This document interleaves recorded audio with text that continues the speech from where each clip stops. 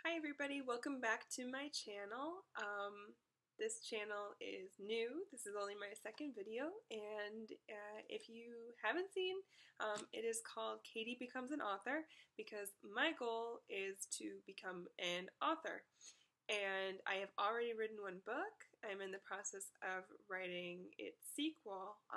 The first book is not published, and it's in the process of being edited.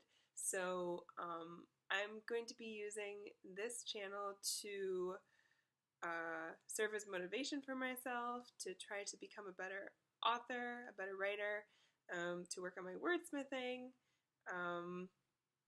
and to discuss the books that I read as well. So yesterday I was briefly talking about this book right here, which is by one of my favorite authors, Sarah J. Maas, and it's called A Court of Wings and Ruin. And I'm right in the middle of this book. I am on page 371. And yesterday I was talking about how I really enjoy how this book, how the author has some really great descriptions of the characters' physical characteristics, which I struggle with myself in my writing. So that's one of my goals this week, is to work that into my writing a little bit. In terms of what I wrote today, I'm still not quite done. I set a daily word count goal for myself of 500. I'm quite a slow writer. I take my time. I do a lot of editing as I go, just working on sentence structure and stuff like that. So 500 a day is pretty standard for me. I've actually been hitting that. I've been going over that. So that's a good thing. But today I haven't quite reached it yet. I'm about probably 100, 150 words away.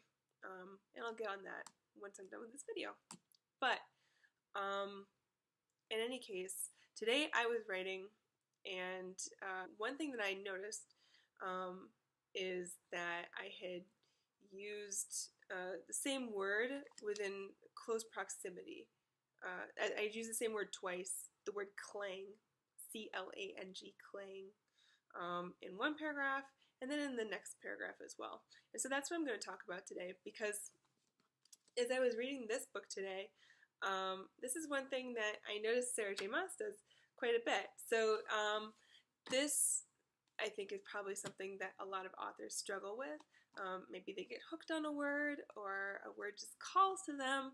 It might be something that is sort of floating around in their consciousness, and you end up feeling pulled to it and you want to use it. So I have noticed this with Sarah J. Maas. I've noticed it with myself, and lots of writers do this. So this is no dig on Sarah. She's amazing. I love her. But so for example, in past books I've read from her, I've noticed that she often says that characters stalk into a room, S-T-A-L-K, stalk into a room, because she has a lot of very strong characters who command, they have a big presence. So that's a lot of times how she has her characters enter. I think it was maybe book 2 of this series. She used the word gossamer one too many times.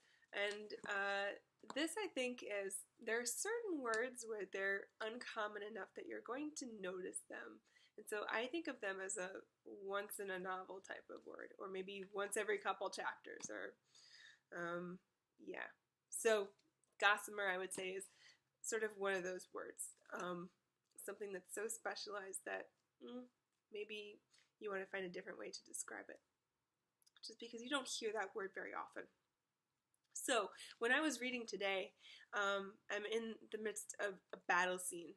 We sort of just got past this great epic battle, which was wonderful. Sarah is amazing at writing action scenes. I think I said that yesterday.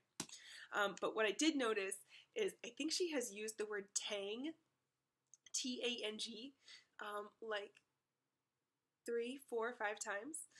And again, this sounds so nitpicky and like, you know, a tiny criticism, but it just gets to me. Like, I think that if you notice it, it's it's great to be able to take that extra step and correct it. So for example, on page 351, she keeps using it in terms of blood. That's why it's coming up so much, is because there's this battle and there's a lot of blood. So she says, the tang of blood, the pleading and screaming, and that's a beautiful sentence, but tang right there. And then page 357, all I knew was the sun baking the blood, coating my skin, the coppery tang of it clinging to my nostrils. And there she's talking about, she could have just gone with copper, like the copper smell of it clinging to my nostrils, or the copper stench of it, or something like that. Of course, tang has that extra oomph to it, but I think, I don't know, I just started noticing it. Do you know what I mean? So, and those are the two examples that I marked down, but there were others as well. So, it's just one thing that, you know, again, nothing on her happens to all of us. I decided to make that my goal today was to go and fix that instance of two clangs within two paragraphs. I think that's just, they're too close in proximity. So that's what I decided to do, and I filmed my editing process. So here we go. All right, so you can see that I have two clinks, not clang, clinks. And so I had made a little comment in Scrivener about that. So I like the first one, so I'm going to change the second one. And it even sounds a little strange, right? As the sound of the soldier clinked away. Now there's a big focus on sound in this section, so I really do have to focus on getting that sense in there. So I'm going to use jangle instead, jangled. And I still don't think it's perfect. I don't think it sounds amazing as the soldier jangled away into a different part of the apartment. I don't know. And you can see that I did look it up with a thesaurus.